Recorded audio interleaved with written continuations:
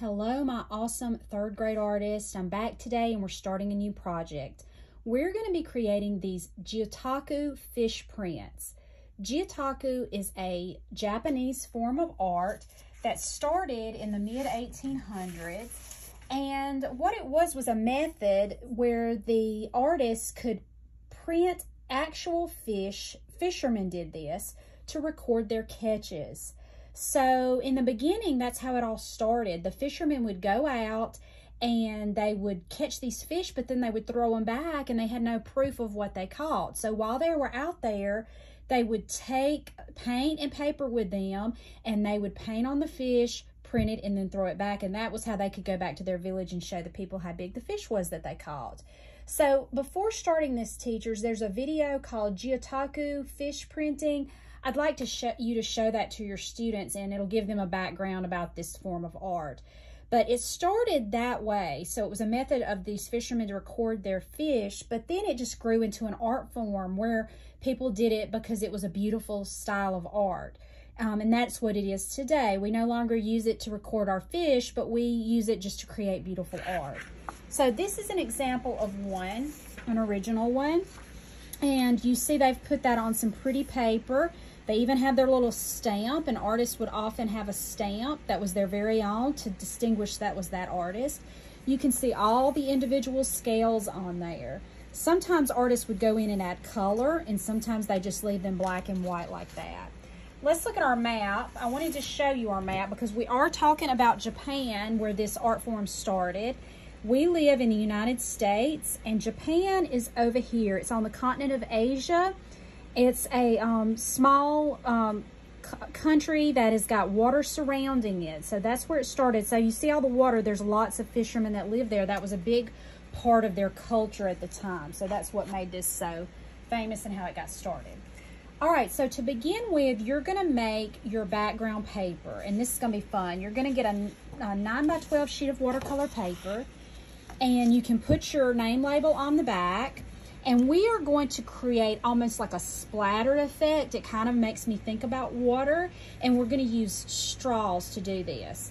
So your teacher needs to put some watercolor in little cups like this. I'm using yellow, blue, and green. So I've got 3 different ones. Let me see if I could do this so you can see. I've got green, blue, and yellow. Every cup needs its own pipette. So we're just gonna go in and drip some on here. So you squeeze a little on there, drip it all around. You don't wanna get too much because it'll just end up pooling up and everything. All right, now I'm gonna get some blue. Now you can use your blue or your turquoise, teachers. You have several different shades of blue liquid watercolor, so you use which one you want. And then we're gonna go in with some yellow. If you use the same pipette, it's just gonna mess up your colors over there. So use different pipettes, and you can wash them out as you go. Once you've got some drops on there, you're going to get a straw. Every person will have one straw. You only use your straw. You throw it away when you're finished because we want to be sanitary about this. But you just start blowing in your straw. As you go, you might want to turn your paper.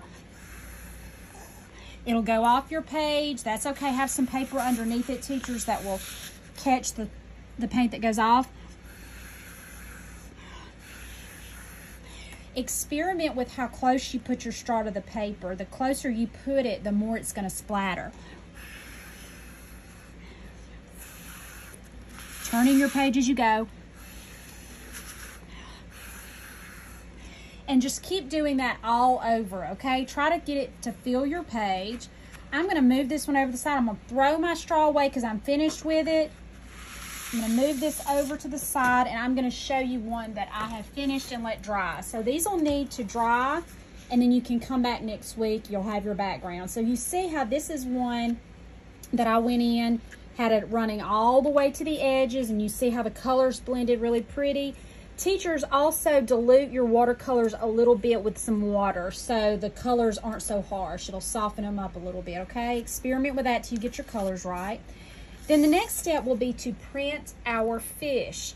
So teachers, I'll send some of this brown craft paper. You may have some rolls of it. You want some scrap paper underneath. And then these are just some rubber fish that are just fake. They're not real, obviously. That's what some artists use now. Used to, remember, they used real ones, but these are some fake ones, and it's got all of the texture that a real fish would have. The texture on the fins, the scales, and everything. And this particular fish is called a flounder. They're kind of flat, and they go along the bottom and eat off the bottom. So you will have a selection of several fish. You decide which one you want. And then teachers, you'll put some black tempera paint on a piece of, paper plate, and then use these foam brushes.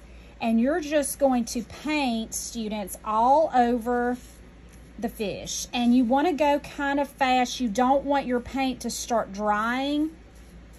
You don't have to get down in the crevices. You don't have to worry about that too much, because that's what's going to make the fins and stuff show up on your print. So just get it good and coated as best you can, as quickly as you can. Once the paint dries, it's not going to print anymore. So if you see some places that are looking like they're starting to dry, you may need to quickly go back and put some paint on them. All right, so that's still wet. I've kind of made sure it's all over it. And now I'm going to get my brown piece of paper. And if you're using a longer fish, you would need a bigger sheet. But I've got this. I'm going to sit it gently on top and hold my hand on it so it doesn't move. If you move the paper, it's going to smear. So I'm using this hand to hold it still, and I'm kind of going around and pushing and rubbing kind of in a circular motion to get all of that on there. Now I'm going to hold it still with that hand. Do not let your paper move or you're going to smear. I remember where my fins are. As you're painting, kind of take note of where all the features are on the fish so you know where to press down. And there was his face up here. If you were to just mess up, you can always get another sheet of brown paper, put more paint on your fish, and reprint it. So it's okay if you have some mess-ups. Just try to get all of it pressed down where you have done that. And then you just gently lift straight up. And then there's your fish print. Let me move this out of the way so you can see it. There's my fish print. That one did really well, okay? So that will need to dry. You can write your name somewhere on the front because we're going to cut that fish out later. So write your name on it so you'll know your fish. Teachers, after the students print these, you can let several more students come back and just paint right over that before you have to wash the fish. So you can just kind of have like an assembly line going.